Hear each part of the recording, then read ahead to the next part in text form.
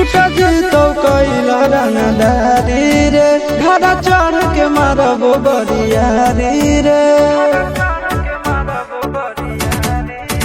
छुटा जीतो कैला रंगदारी रे घर चढ़ के मारबो बरियारी रे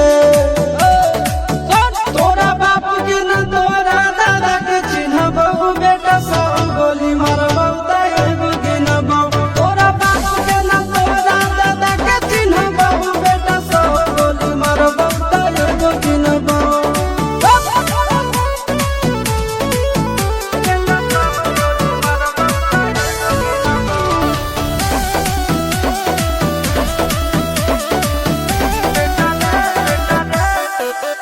बेटा रे काटा से ठोक देबो चिमनी के भाटा में झोंक देबो देखबो कवन बाप बचैतौ तोरा प्रशासन के गाड़ी भी रोक देबो बेटा जी सुनो बेटा रे काटा से ठोक देबो चिमनी के भाटा में झोंक देबो देखबो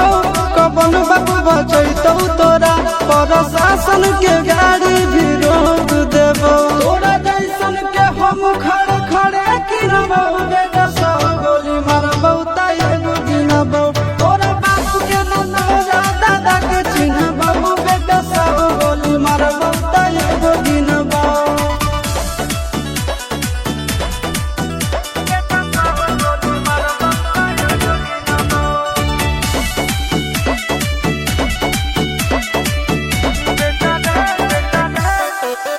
बेटा रे दौड़ा के बाजार में मारबो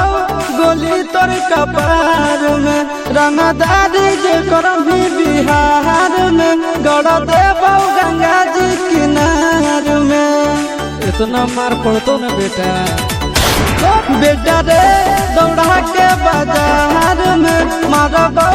गोली तोर कपार में रंगदारी जे करबी बिहार में गड़ देबो गंगा जी किनार में कहो चिंटू आशीष के कारण सुनाबो बेटा सब गोली मारबो तैगो गिनबो तोरा बाप के न तोरा दादा के चिन्हबो बेटा सब गोली मारबो तैगो गिनबो मारत मारत पिछुआरा लाल कर दे बेटा ध्यान से बाप इधर है।